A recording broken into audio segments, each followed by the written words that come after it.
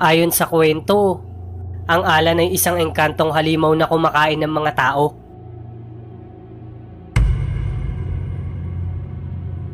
Sa oras na pitasin mo ang bunga ng punong kahoy na tinitirhan nito, aatakihin ka nito.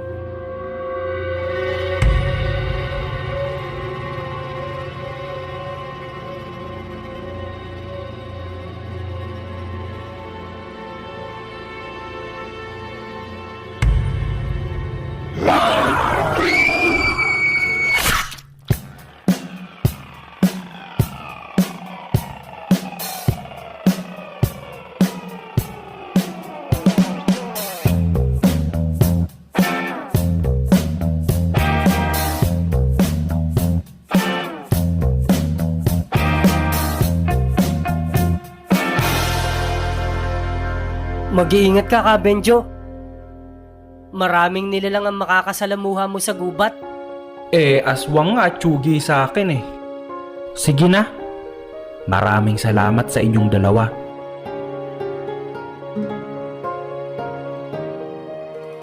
Benjo, my friend, mag-iingat ka ha.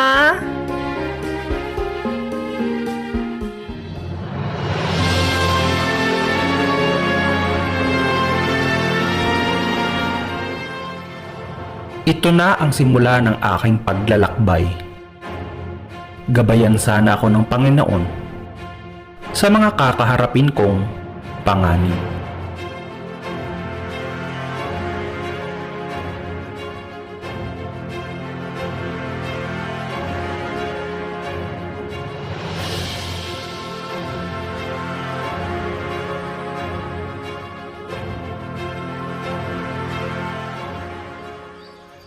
Ate, ito ho ba ang daan papuntang Bundok Talisay? Kung ako sa'yo, hindi na ako tutuloy. Masyadong mapanganib ang lugar na yon. May hinahanap ho kasi akong tao.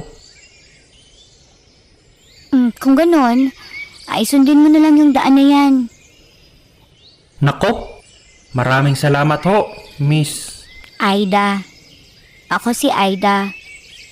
Magdidilim na rin. Mapanganib sa gubat mag-isa. Kung gusto mo, sa bahay ka muna magpalipas ng gabi.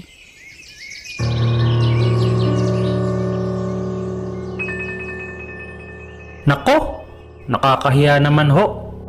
Pero sige na, halika na. Gutom na rin ako. May pagkain ba kayo?